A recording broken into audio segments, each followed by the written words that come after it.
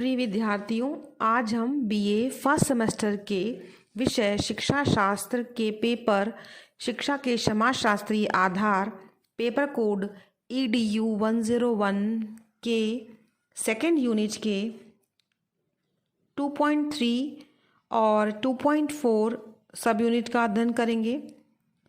तो आज हमारा टॉपिक दो टॉपिक आज हमारे हैं। पहला 2.3 है शिक्षा के समाजशास्त्र के साथ समाजशास्त्र का संबंध, और 2.4 है शिक्षा के समाजशास्त्र का महत्व।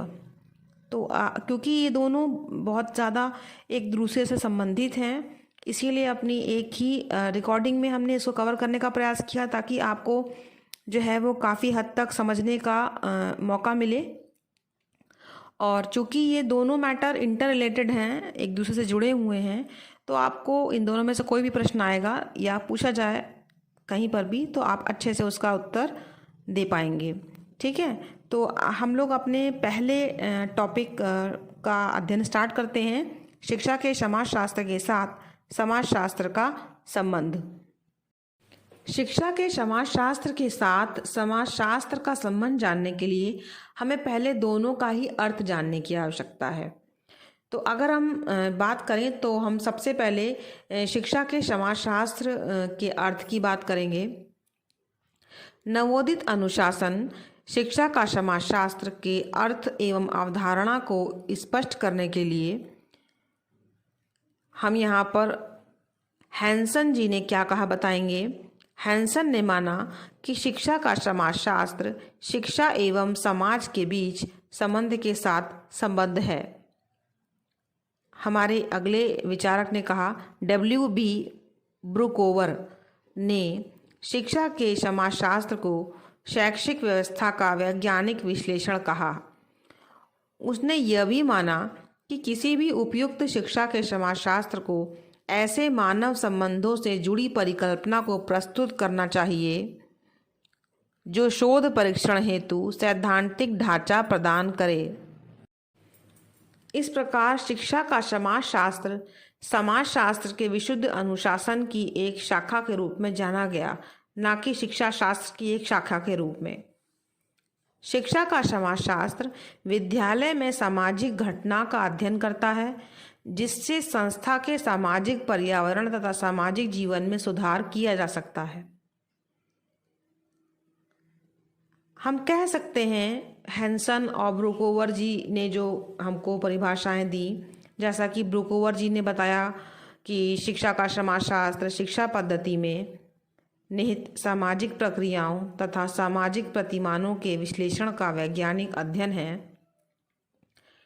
तो हम कह सकते हैं कि शिक्षा संस्था में समाजशास्त्रीय प्रक्रियाओं का विश्लेषण शिक्षा का समाजशास्त्र है।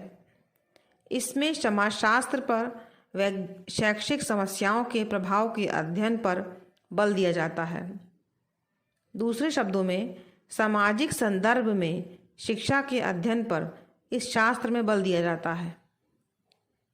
शिक्षा के समाजशास्त्र में सामाजिक अंतरक्रिया तथा सामाजिकरण को विद्यालय तथा समुदाय में प्रमुखता प्रदान की जाती है। तो यहाँ पर आपने देखा कि जो शिक्षा का समाजशास्त्र है, यह समाजशास्त्र की वह शाखा है जो समाज और शिक्षा के परस्पर संबंधों का अध्ययन करती है। अगर हम एक या दो परिभाषाएं और भी देखना चाहें तो हम यहाँ पर हैम्सन महोदय की बात कहेंगे कि उन्होंने कहा शिक्षा का समाजशास्त्र शिक्षा और समाज के बीच के संबंध में सरोकार रखता है।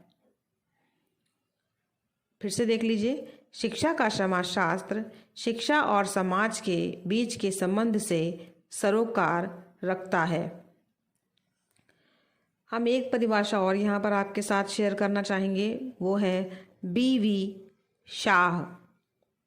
B.V. शाह जी ने कहा है कि विस्तृत रूप से कहें तो शिक्षा के समाजशास्त्र की रुचि संपूर्ण सामाजिक व्यवस्था के संदर्भ में शिक्षा व्यवस्था के अध्ययन में है। तो आपने देखा कि हमने शिक्षा का समाजशास्त्र की परिभाषा आपको यहाँ पर जो है वो अच्छे से समझाने का प्रयास किया है। अब आइए हम समाज शास्त्र का अर्थ भी एक बार देख लें, तब हम अपने टॉपिक पर डिस्कस करें, क्योंकि हमारा टॉपिक इन्हीं दोनों से संबंधित है। अगर हम लोग समाजशास्त्र के अर्थ की बात करें तो समाजशास्त्र मुख्य रूप से सामाजिक संबंधों एवं कार्यों का अध्ययन माना जाता है, और समाजशास्त्र सामाजिक जीवन के ढांचे और कार्यों का विज्ञान है।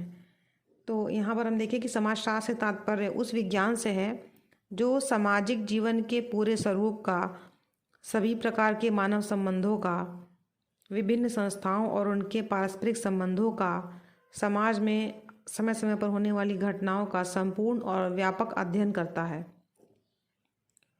तो आपने यहाँ पर दोनों चीज़ों का अध्ययन किया। सबसे पहले कि शिक्षा के समाजशास्त्र और समाजशास्त्र का क्या अर्थ है। तो यहाँ पर हमने यहाँ देखा है कि शिक्षा का समाजशास्त्र शिक्षा तथा समाज के बीच संबंधों का वर्णन करता है, तथा शिक्षा का समाजशास्त्र शिक्षा पद्धति में निहित सामाजिक प्रक्रियाओं तथा सामाजिक प्रतिमानों के विश्लेषण का वैज्ञानिक अध्ययन है। यहाँ सामाजिक प्रक्रियाओं के अध्ययन पर बल दिया जाता है। समाजशास्त्र व्यक्ति के जीवन के सामाजिक पक्ष का अध्ययन करता है तथा इस पर प्रकाश डालता है, और इसके सामाजिक पक्षों से संबंधित विभिन्न पक्षों, चाहे वह समाज हो, संबंध हो, व्यवहार हो, संस्था हो, कुछ भी हो, इन सब का विस्तार पूर्वक वर्णन करता है। अतः जब हम शिक्षा के समाजशास्त्र में शिक्षा के समाजशास्त्रीय पक्ष का अध्ययन करते हैं, तब वहाँ समाजशास्त्र के ज्ञान की आवश्यकता पड़ती है। तो जब हम शिक्षा के समाजशास्त्र में शिक्षा के समाजशास्त्रीय पक्ष का अध्ययन करते हैं, तब वहाँ समाजशास्त्र के ज्ञान की आवश्यकता पड़ती है। समाजशास्त्र के ज्ञान के आधार पर ही शिक्षा के समाजशास्त्रीय पक्ष का अध्ययन किया जाता है। चूँकि शिक्षा का समाजशास्त्र सामाजिक संदर्भ में शिक्षा के अध्ययन पर बल देता है, तो समाजशास्त्र का महत्व इस बात से लगाया जा सकता है यहाँ पर कि समाजशास्त्र के बिना हम समाज और इससे संबंधित पक्षों व विचारों को जब समझ ही नहीं पाएंगे, तो शिक्षा के संदर्भ में भी कैसे सामाजिक पक्ष का अध्ययन कर पाएंगे। तो बहुत आवश्यक हो जाता है कि हम शिक्षा के समाजशास्त्र को समझने के पहले समाजशास्त्र को समझें, क्योंकि समाजशास्त्र को जब हम समझ पाएंगे, समाजशास्त्र के अर्थ को समझ पाएंगे, तभी हम उसका प्रयोग शिक्षा के समाजशास्त्र में कर पाएंगे। जैसा कि नाम से स्पष्ट है कि शिक्षा का समाजशास्त्र, इसमें शिक्षा के साथ समाजशास्त्र भी शामिल है, और समाजशास्त्र के ज्ञान के बिना शिक्षा के समाजशास्त्र का अध्ययन नहीं किया जा सकता है। तो हमारा जो पहला 2.3 जो हमारा टॉपिक है कि शिक्षा के समाजशास्त्र के साथ समाजशास्त्र का संबंध, तो आप इस चीज़ को यहाँ पर मुझे उम्मीद है कि समझ पाए होंगे कि जो समाजशास्त्र है उसका शिक्षा के समाजशास्त्र के लिए बहुत अधिक महत्व है। समाजशास्त्र को समझे बिना शिक्षा के समाजशास्त्र को नहीं समझा जा सकता। अतः शिक्षा के समाजशास्त्र के साथ समाजशास्त्र का एक जो संबंध है वो काफ़ी घनिष्ठ है। अब हमारा दूसरा टॉपिक जो हमने आज ही की चर्चा में लिया है वो है शिक्षा के समाजशास्त्र का महत्व। तो चूँकि ये टॉपिक भी हमारा आपकी अभी जो मैंने डिस्कस किया उसी से संबंधित है, इसीलिए अपनी आज की इस चर्चा में हमने इसको भी शामिल कर लिया कि शिक्षा के समाजशास्त्र का महत्व। तो शिक्षा के समाजशास्त्र का महत्व, अब आइए इस पर थोड़ी चर्चा कर लेते हैं। तो आपने यहाँ पर सबसे पहले जो हमने देखा था कि शिक्षा के समाजशास्त्र के महत्व में बहुत आवश्यक हो जाता है कि शिक्षा के समाजशास्त्र का हम अर्थ समझें। तो हम एक बार फिर से आपके साथ शेयर करना चाहेंगे और डिस्कस करना चाहेंगे, क्योंकि तभी महत्व बताया जा सकता है जब हम पहले उस चीज़ का अर्थ समझें। तो शिक्षा के समाजशास्त्र में शिक्षा का समाजशास्त्र विद्यालय में सामाजिक घटना का अध्ययन करता है, जिससे संस्था के सामाजिक पर्यावरण तथा सामाजिक जीवन में सुधार किया जा सकता है।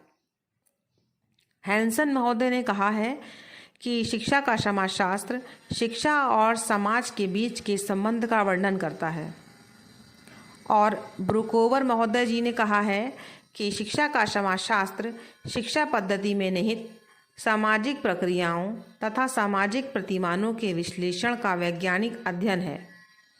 तो अंत में हम ये कह सकते हैं कि शिक्षा संस्था में समाजशास्त्रीय प्रक्रियाओं का विश्लेषण शिक्षा का समाजशास्त्र है। इसमें समाजशास्त्र पर शैक्षिक समस्याओं के प्रभाव के अध्ययन पर बल दिया जाता है। दूसरे शब्दों में सामाजिक संदर्भ में शिक्षा के अध्ययन पर इस शास्त्र में बल दिया जाता है। शिक्षा के समाजशास्त्र में सामाजिक अंतर्क्रिया तथा सामाजिकरण को विद्यालय और समुदाय में प्रमुखता प्रदान की जाती है। तो हमने यहाँ पर शिक्षा के समाजशास्त्र का एक बार आपको अर्थ फिर से बताया। अगर हम इसके महत्व की बात करते हैं, ठीक है, तो इसका महत्व हम आइए डिस्कस करते हैं। देखिए, ऐसा होता है कि बालक के विकास के कई पक्ष होते हैं। ये एक सर्वविदित तथ्य है, आपको पहले से पता भी है, लेकिन फिर भी हम चर्चा कर रहे हैं कि बालक के विकास के बहुत से पक्ष होते हैं, जिसमें सामाजिक पक्ष, आर्थिक पक्ष, राजनीतिक पक्ष, धार्मिक पक्ष, सांस्कृतिक पक्ष, शैक्षिक पक्ष, भावनात्मक पक्ष। तो यहाँ पर देखिए, हमने कितने सारे पक्षों के बारे में आपको बताया। और बालक का जो सर्वांगीण विकास कहा जा सकता है, पूर्ण विकास कहा जा सकता है, वो तभी संभव होता है जब बालक के जीवन के प्रत्येक पक्ष का विकास हो। ठीक है, तो अगर हम इस बात को समझें तो प्रत्येक पक्ष का कितना महत्व है, उसी तरीके से इन सभी पक्षों में एक पक्ष सामाजिक पक्ष है।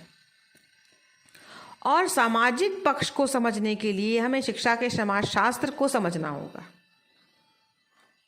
क्योंकि यहाँ पर समाज और शिक्षा के संबंध को ही जोड़ा जाता है। समाज शास्त्र के और समाज के संदर्भ में ही शिक्षा का अध्ययन किया जाता है। तो बालक का जो सामाजिक पक्ष है, सामाजिकरण का पक्ष है, सामाजिकता का पक्ष है, वो शिक्षा के समाजशास्त्र से जुड़ा हुआ है। तो बालक के सर्वांगीण विकास के लिए जब सारे पक्षों का विकास करना आवश्यक है, तो उन्हीं में से एक पक्ष सामाजिक पक्ष है। और सामाजिक पक्ष पर चर्चा, विचार, अध्ययन तभी किया जा सकता है जब हम शिक्षा के समाजशास्त्र को समझने का प्रयास करें। बालक का समाजीकरण कैसे किया जाएगा? हम और आप अपने जीवन में शिक्षा प्राप्त करते हैं, जो कुछ भी प्राप्त करते हैं, हम अपने व्यवहार का प्रदर्शन कहाँ करते हैं? समाज में करते हैं। एक समाज आपका वो होता है जो आपके घर के आसपास होता है।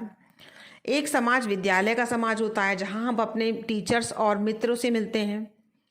उसी तरीके से आपका एक, जहाँ आप अगर आप आगे ऑफिस जाएंगे, नौकरी करेंगे, तो वहाँ का एक समाज होगा। तो इस तरीके से विभिन्न आपके जीवन के विभिन्न पक्षों के विभिन्न समाज होते हैं। तो आप जो अपने जीवन में व्यवहार सीखते हैं, उसका प्रदर्शन इन्हीं समाजों के बीच में करते हैं। तो मनुष्य का जो जीवन होता है वो अकेले नहीं बीतता।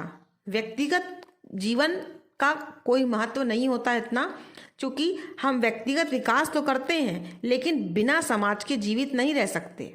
हमें समाज की आवश्यकता है, क्योंकि हमारी बहुत सी आवश्यकताओं की पूर्ति समाज ही करता है और हमारा जीवन भी समाज में ही बीतता है।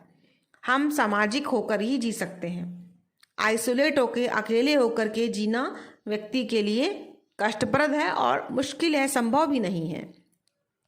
तो हम जो जीवन जीते हैं, समाज में जीते हैं, तो मनुष्य का सामाजिक पक्ष, मनुष्य के सामाजिक जीवन का जो अध्ययन है वो कितना महत्वपूर्ण होता है, इस बात से आप समझ सकते हैं कि उसका सामाजिक पक्ष का अध्ययन कितना आवश्यक है। और सामाजिक पक्ष शिक्षा से जोड़कर अगर देखा जाए तो हमें शिक्षा के समाजशास्त्र का अध्ययन करना अति आवश्यक हो जाता है। तो यहाँ पर हम इस तरीके को समझने का प्रयास करेंगे कि मनुष्य के सामाजिक पक्ष का अध्ययन बहुत आवश्यक है। उसके सर्वांगीण विकास के लिए उसके इस पक्ष का अध्ययन बहुत आवश्यक है, और इस पक्ष के अध्ययन के लिए शिक्षा के समाजशास्त्र का अध्ययन भी बहुत आवश्यक है। तो उपरोक्त पूरा जो हमारा डिस्कशन था आज का, वो 2 टॉपिक्स पे था कि शिक्षा के समाजशास्त्र के साथ समाजशास्त्र का संबंध, और दूसरा शिक्षा के समाजशास्त्र का महत्व। मैं आशा करती हूँ कि आज आपको इन दोनों ही विषयों पर जो चर्चा की है मैंने, अच्छे से समझ में आ गया होगा। धन्यवाद।